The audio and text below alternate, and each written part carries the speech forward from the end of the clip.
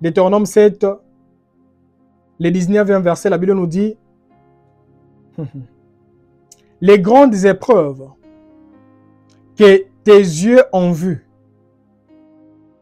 les miracles et les prodiges, la main forte et les bras étendus, quand l'Éternel ton Dieu t'a fait sortir, ainsi fera l'Éternel ton Dieu à tous les peuples que tu redoutes.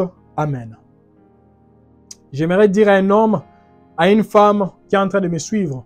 Premièrement, on nous dit les grandes épreuves que tes yeux ont vues. Je ne sais pas quelles sont les épreuves que vous êtes en train de traverser là actuellement. Peut-être on vous a renvoyé du travail. Peut-être vous êtes en train de traverser un moment là où on vous critique à gauche et à droite. Peut-être vous n'avez même pas de quoi subvenir à vos besoins. Peut-être ce sont des persécutions en répétition. Peut-être ce sont des trahisons en répétition. La Bible nous dit les grandes épreuves que tes yeux ont vues. Je ne sais pas les épreuves que vos yeux sont en train de voir ou vos yeux ont vu. Mais la Bible nous dit les miracles et les prodiges, la main forte et les bras étendus quand l'Éternel ton Dieu t'a fait sortir. Donc nous comprenons que malgré les épreuves ne pourront empêcher à la main de Dieu de te faire sortir de ceux qui te tourmentent ou de ceux qui vous tourmentaient hier ou après, ou il y a quelques années au nom de Jésus-Christ de Nazareth. Et j'ai pris que par la grâce de Dieu, bien-aimé dans le Seigneur, malgré les épreuves que vous êtes en train de traverser, la Bible nous dit à la fin, ainsi fera l'Éternel ton Dieu à tous les peuples que tu redoutes. Amen. Ça veut seulement dire quoi, bien-aimé dans le Seigneur? Peut-être il y a des obstacles là actuellement qui s'élèvent et tu te dis, je ne sais pas si ça passera. Dieu veut seulement te rappeler. Où sont les épreuves redoutables qui te faisaient trembler hier? Comme je fais disparaître tes épreuves d'hier, je ferai également disparaître ce que tu es en train de redouter là actuellement. Comme je t'ai protégé hier, je te protégerai également actuellement. Voulons lire deux autres passages et puis nous allons lancer dans la prière.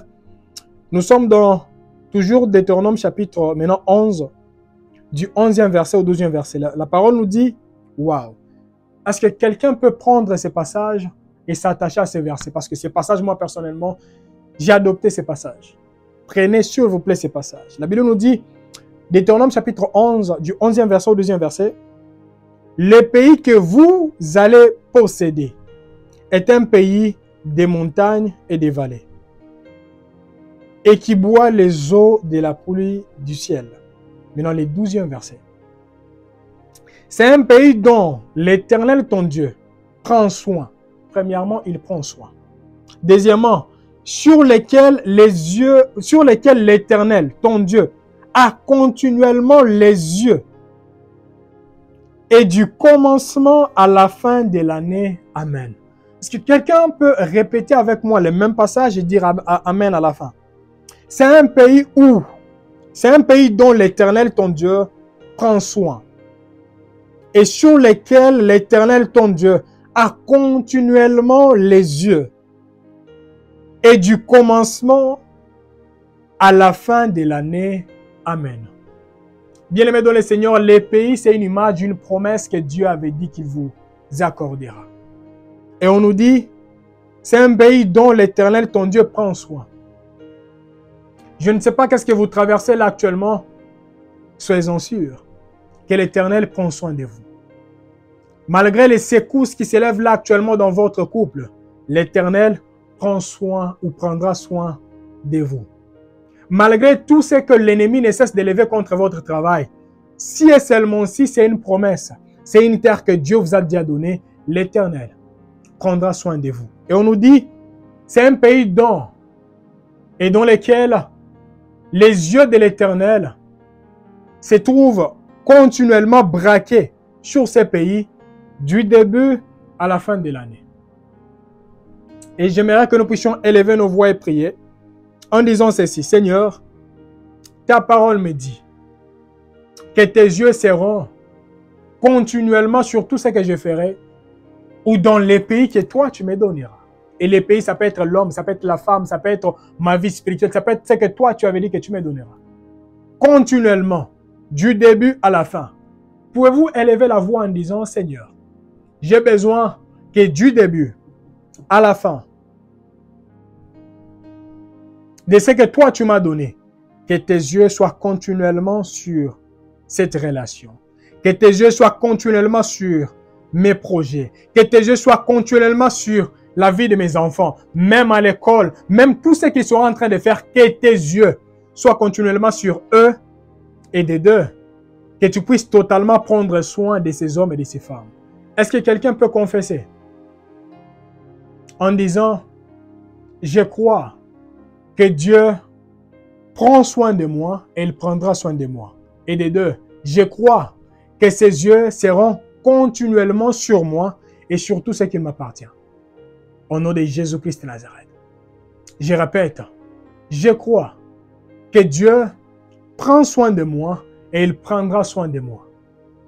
Et je crois que les yeux de Dieu seront sur moi continuellement, sur tout ce qui m'appartient et pourquoi pas sur mon entourage, au nom de Jésus-Christ de Nazareth.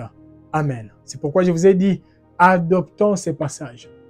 Même quand les tempêtes s'élèveront, on peut seulement dire, je ne comprends absolument rien, mais Dieu m'a promis qu'il prendra soin de moi.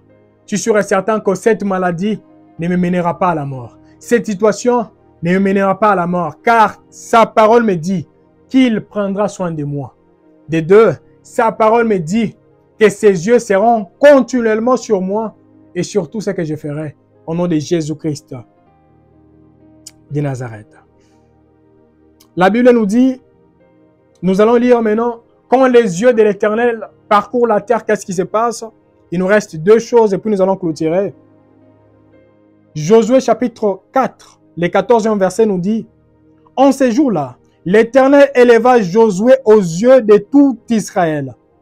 Et ils les craignirent comme ils avaient craint Moïse tous les jours de sa vie.